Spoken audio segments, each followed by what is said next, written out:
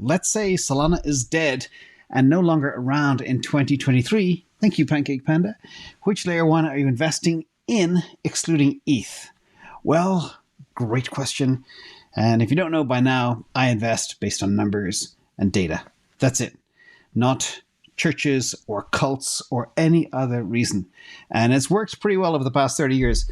But let's talk about all of the stuff that's happened recently. First of all, is Solana dead? Well, I don't know. This guy, Vitalik Buterin, came out and said the other day, some smart people tell me there is an earnest, smart developer community in Solana.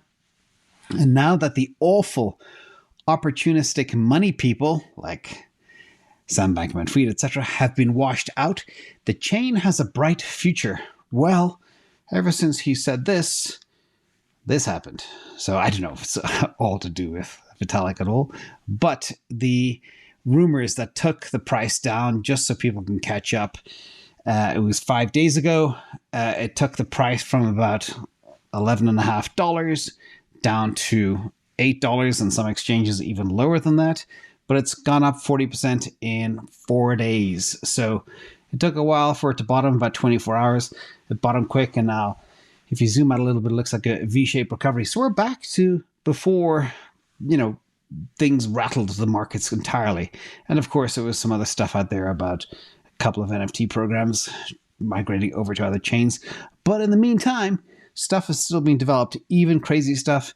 And it shows you the state of the market. There's the first dog coin has been launched on the Solana blockchain. Again, this is nothing to do with the Solana founders. People can build whatever they want there. But everybody is YOLOing into Bonk token right now.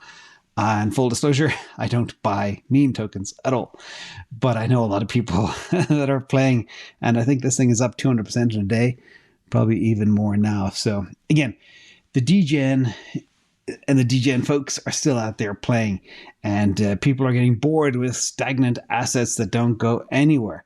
So let's go back. Let's talk about the top chains in terms of usage and popularity. And this is from Artemis.xyz.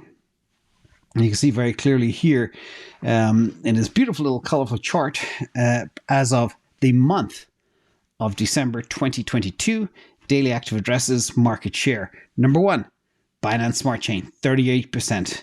And Artemis asks the question, what are people doing on BSC? Number two, Polygon, Matic, long time, kind of one of our top three faves here on this channel since the beginning of time, since 2021. Solana is number three with 16% activity, and Ethereum number four with 15%. You add up 30. Actually, question for the comments below: can people add up 38 plus 17 plus 16 plus 15? Add it up and see what's left over for the rest of the chains. That is a good piece of analysis to do. Now I'm going to go back and get to your question. Sorry about the long-winded intro, but a lot of people had a lot of other questions, the same thing. Is Solana dead, etc. So here we are. This is one of the many metrics we use to value layer ones. And this is the simplest value-based metric with daily active users as of today. Not yesterday, today. So and also prices and market caps as of today. So Ethereum trading in a market cap of about 148.9 billion about an hour or so ago. Daily active users today is 280,000. And therefore the market cap per daily active user, which I've seen now other people are beginning to use this ratio, which is a very good value metric. And you get a huge amount. Each user basically on Ethereum is worth over $500,000, which is quite ridiculous. And then what I do is I do the same value if that is the case. What would the upside be for the asset? So if you look at the market cap for daily active user for things like Solana trading at $4 billion, 418,100 daily active users today, it's about $9,700 per user. Next, second in the box, and this gets to your question, what would I buy based on this value metric? Well, Polygon was just jumped over by Phantom since the last time I did this. Phantom is now number two in the box at about $15,000 per user. Polygon is number three at about $17,000 per user. But remember, Polygon is a layer 2. It's not a layer 1. So it's important to take that with a grain of salt. But some of the stuff that's been built on it is very layer 1-esque. And the question is, though, what is going to happen down the line? And how do you look at relative market caps and aggregate them. So Polygon does more transactions, has more daily active users than Ethereum, but it's only trading at just shy of 7 billion market cap, whereas Ethereum is 148 billion. So that's the big question.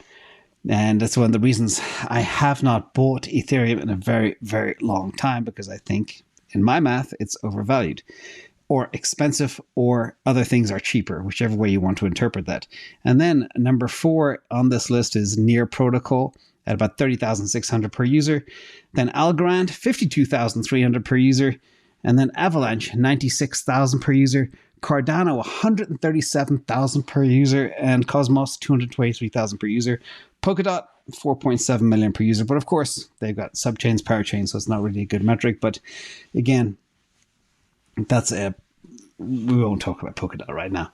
So if you look at this, and if you imagine they become valued like the way Ethereum is valued today, and if layer ones grow, and if they do disrupt traditional finance, etc., you can see big upsides. So per this, the theoretical gain would be 5,300% on Solana, 3,400% on Phantom, 2,800% on Polygon, and 1,600%, which is a 16x on Near Protocol. But again, none of this is a guarantee of where anything will go, just a way of looking at relative values. So if, to answer your question, if Solana was dead, I'd probably be buying Phantom.